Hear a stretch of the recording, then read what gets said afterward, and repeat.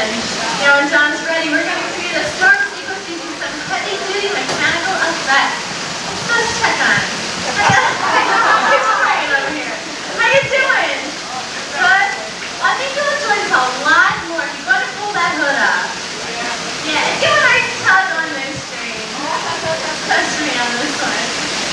Now, as you also see, when our mock up is rocked, we can simulate movement on the high C. To make it more believable, I'm going to add wind.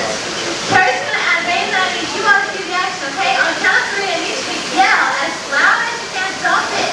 Ready? 1, 2, 3. Down the head.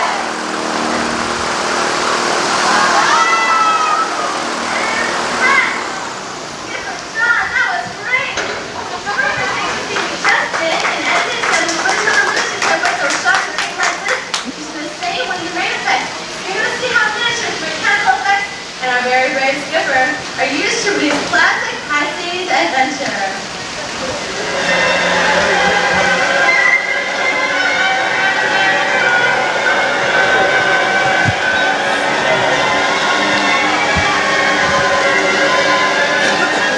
Now considering we just dumped over 400 gallons of water over that pilot house and John's head, I'd say he weathered the storm real well. Let's give him a great big hand.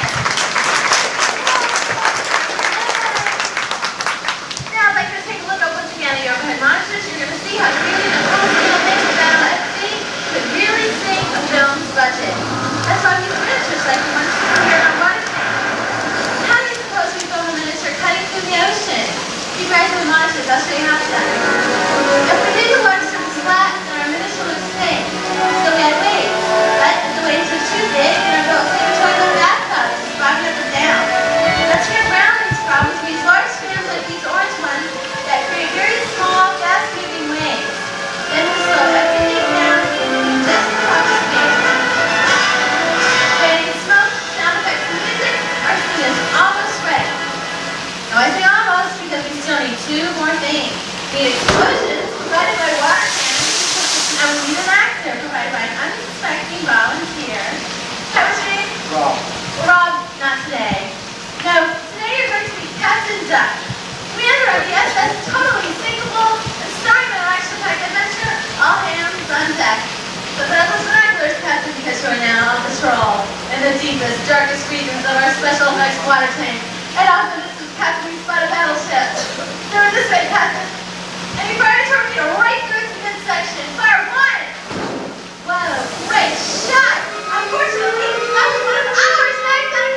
Can you play for me? Let's go to Captain.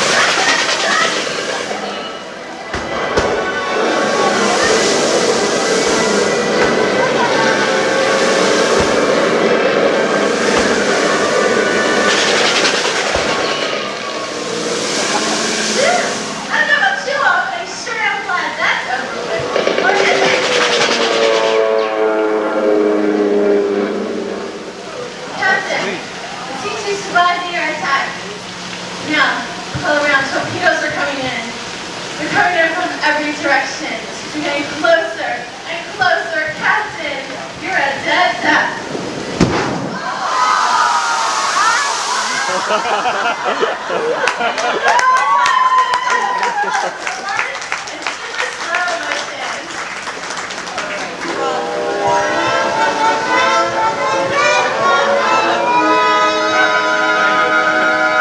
Captain, you were terrific. This is such a rough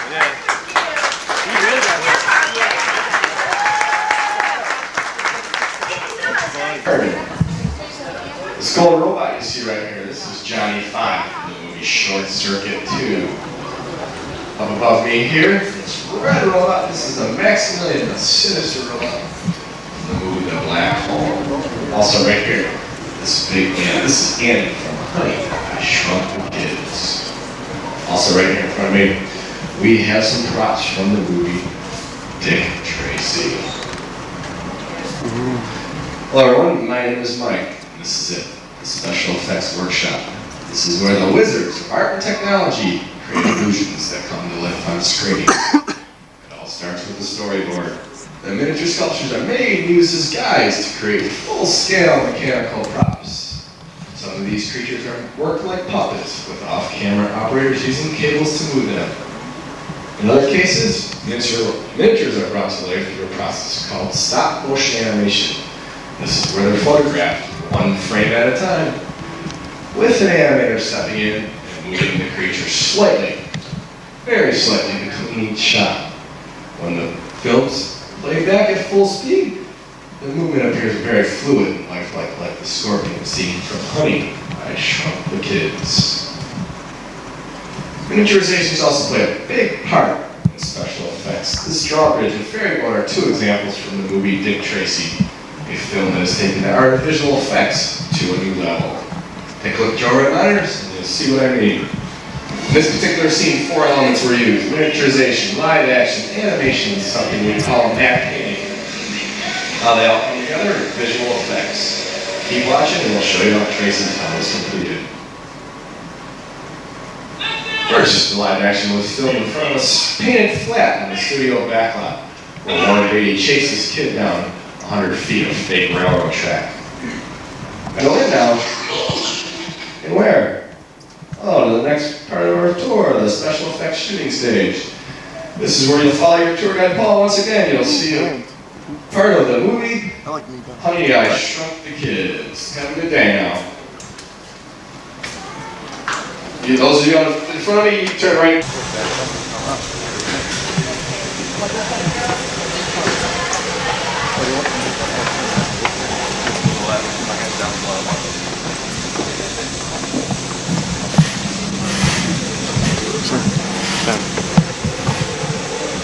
Hi folks, as you enter, please use both levels and step all the way up till you're shoulder to shoulder with the person in front of you.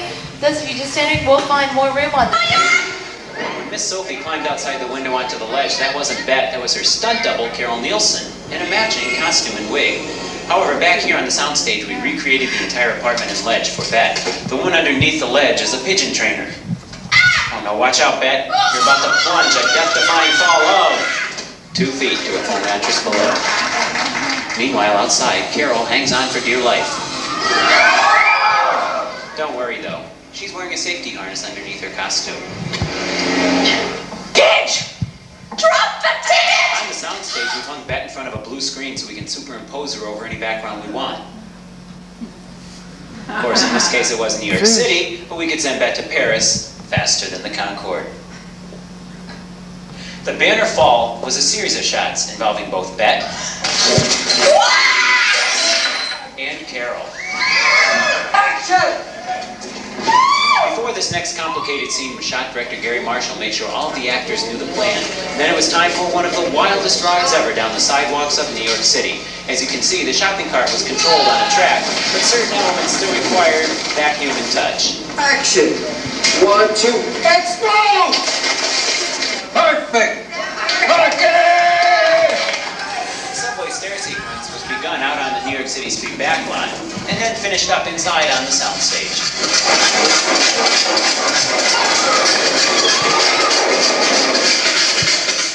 Remember the flight over the turnstile? To create this effect, we used a compressed air catapult. See everybody here on the right side of the shuttle wave at me, all the way there into the back? That's the side I'm standing on. Okay, great. Just want to let you folks know that you're going to get a little wet today, besides the rain. That's okay. You look at the people on the left side. You guys are going to get soaked. So if you need to switch, now's the time to do that, because once we do get started, I'm going to request that you all please remain seated at all times throughout our tour. I think I'm safe here, huh, Rob? Also, as a word of warning, I see video cameras, I see all kinds of purses, glasses, hats. Please, while we're on our tour, hang on to those valuable things. You don't want to lose them overboard. It might take a while to get them back, and I don't know whether you'll get them back in the same condition that they left the shuttle in.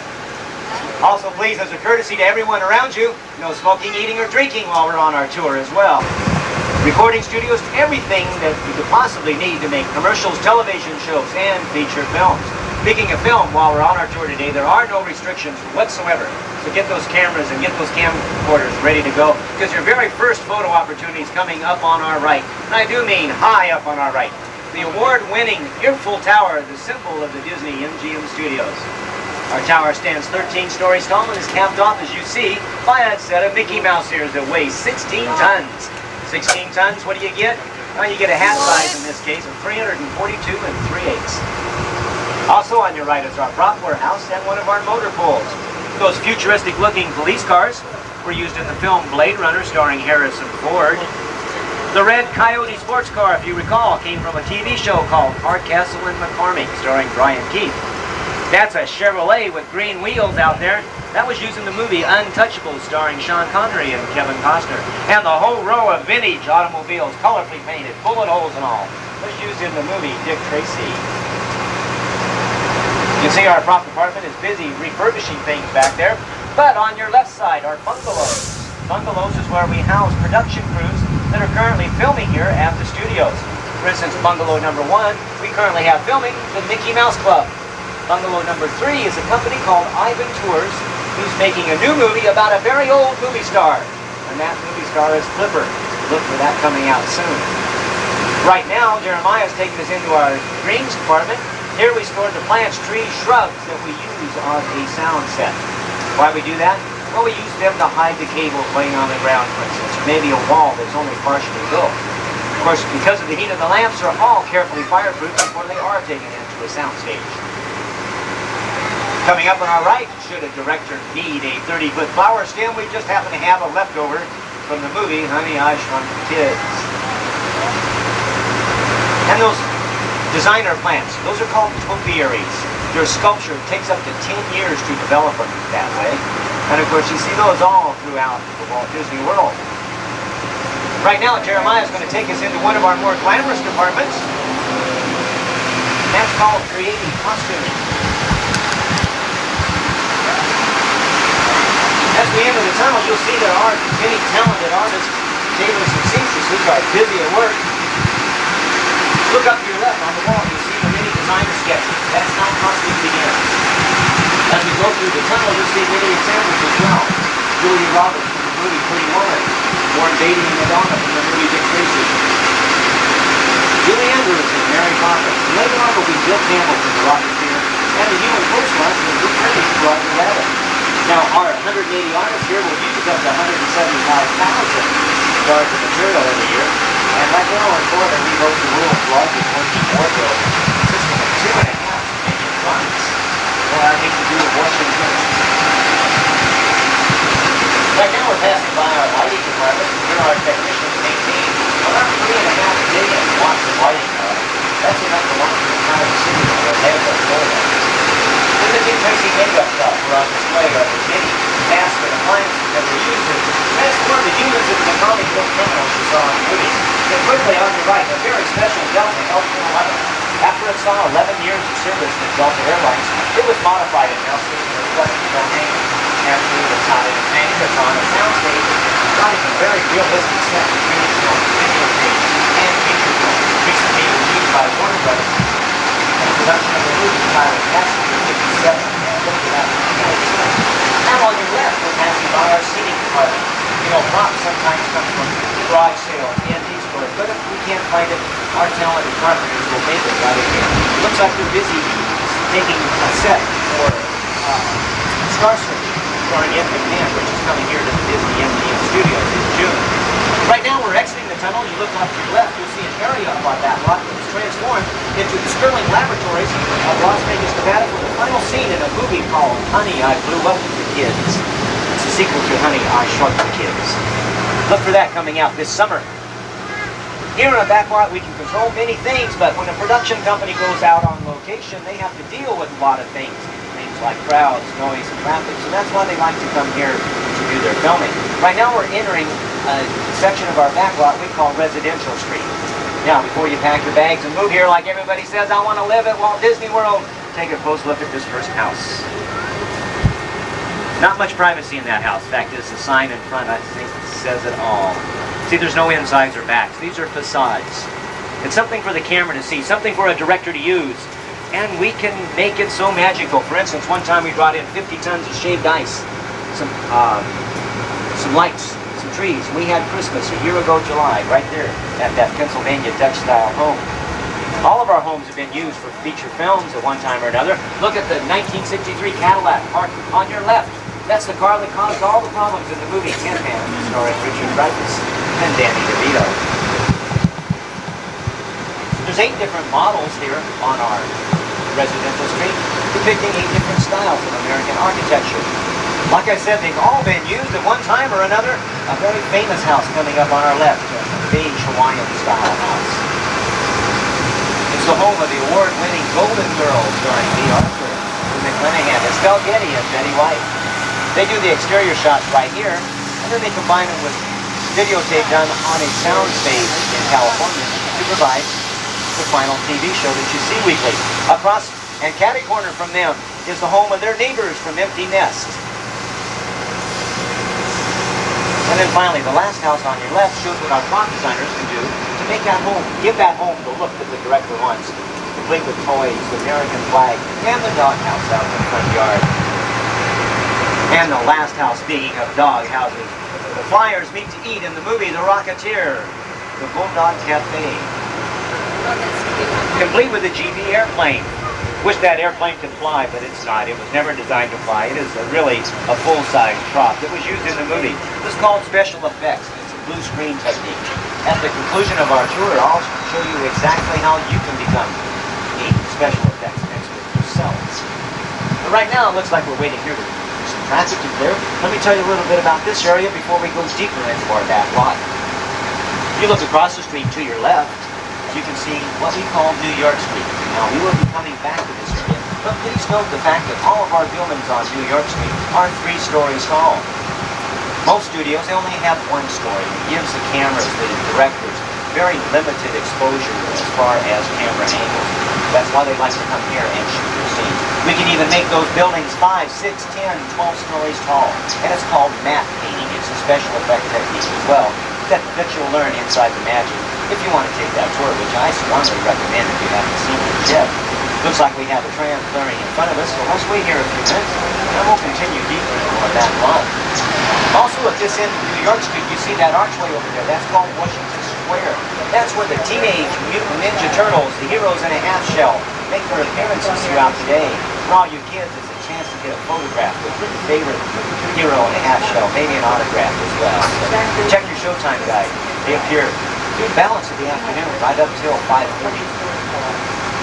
Well, it looks like we're about ready to clear here. Now we'll go deeper into our back lot. All good.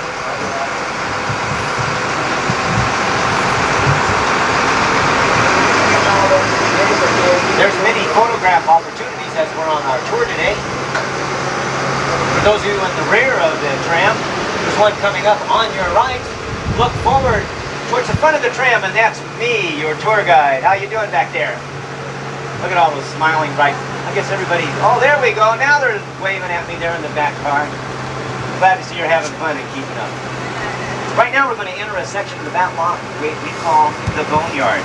Boneyard is where we store planes, trains, spaceships, boats, you name it, we got it. The Dumbo Circus Wagon from the Disney Channel. A very sleek looking boat that was used in the TV series called The 100 Lives of Blackjack Savage. It's been clocked at speeds of 70 miles an hour and is built, as you can see, after the spy plane, the SR-71, the spy plane.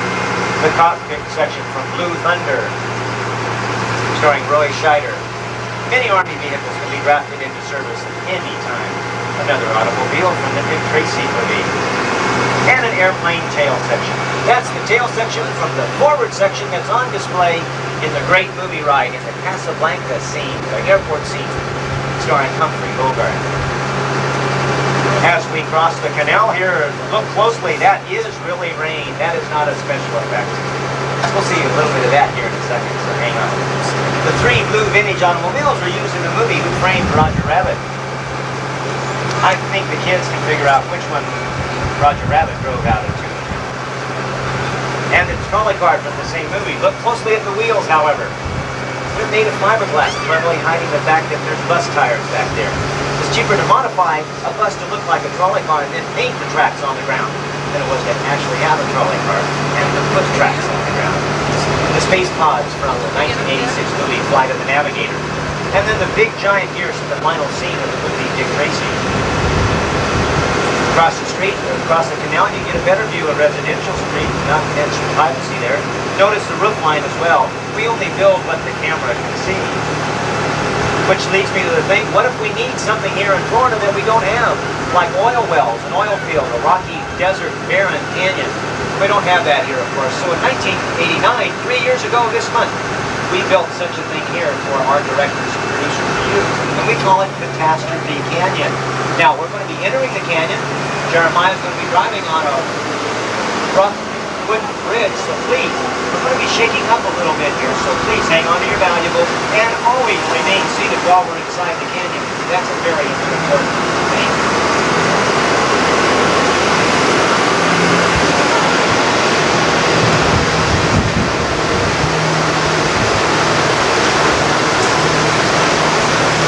As we enter the canyon, please note how realistic everything looks. Built to the minutest detail.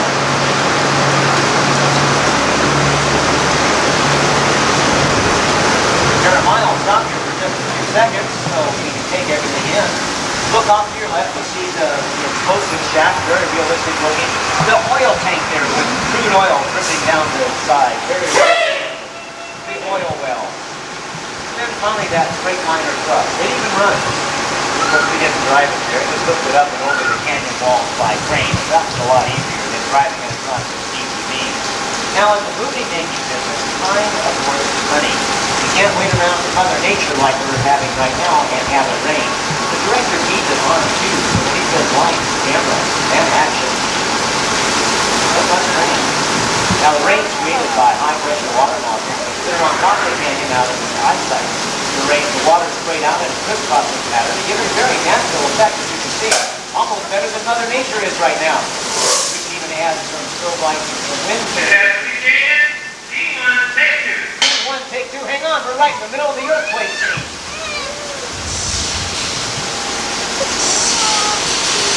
Oh, look at that. We got lucky with that one. No earthquake for us. What is this?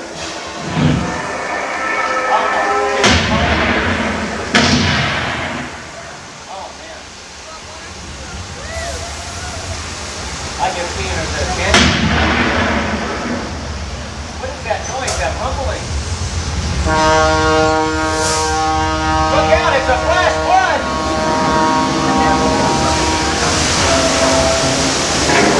And the truck is breaking away!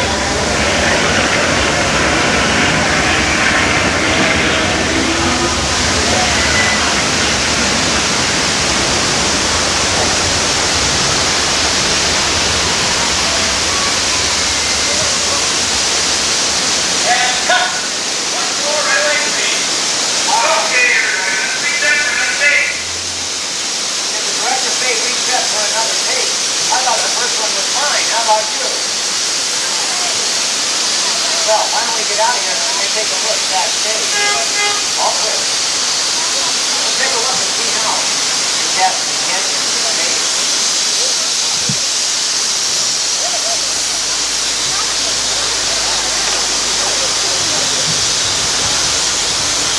Now, the Catastrophe Canyon, it took 6 months to construct. It's quite a long time, but I think it was well worth it. Carefully hand-molded to look like the real thing. The small yellow pipes carry the propane gas for the fires and the explosion. The large white pipe recycle the water from the canyon floor all the way to holding tanks on the top of the canyon out of eyesight. When the floodgates are open, 70,000 gallons of water came rushing towards El Cerro. And that big plume of water you saw shot up into the air, that was called a water cannon. Water cannons so strong as to shoot a basketball over the entire scene. What seemed like an out-of-control disaster actually very carefully reviewed on a series of events, all of which can be recycled in 3.5 minutes. Just in time for our next shuttle load of victims. Oops, visitors. There happens to be another shuttle load on their way right now, so let's not give away the secret. Let's just smile, wave as they go by, and, oh, by the way, look dry, okay?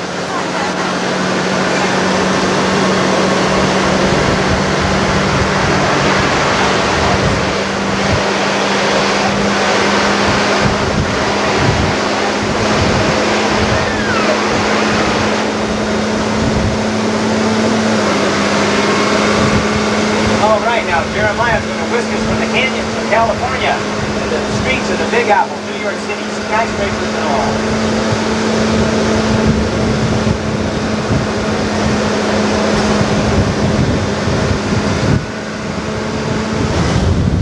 As we turn the corner, you'll get several good views of several things I would be talking about. For instance, on your left, if you look at that small town church, notice as we drive in front of it, it suddenly transforms into a large city cathedral.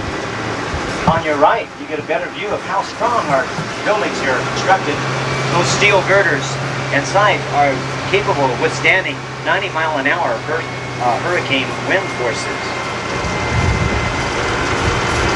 What looks like old bricks there on the building are actually made of plywood, fiberglass, and then carefully painted. Even the stains are carefully painted around there to give it a realistic look. But another great photo opportunity. Point your cameras through the archway of Washington Square and you'll get a great view of downtown New York City, skyscrapers and all. See, that's an old Hollywood trick called forced perspective. The real Empire State Building stands 100 stories tall. Ours is a painted flat about 2 blocks away that only stands 4 stories tall. And the last thing, crashing through the wall, the actual dipmobile driven by Dr. Doom in Who Framed Roger Rabbit. And with that, folks, unfortunately that concludes our tour today. I know you're teary-eyed about it all, but please try to stay dry today. Please stay seated till our tram comes to a complete halt and the doors have opened up completely. And when you do exit beyond the blue poles.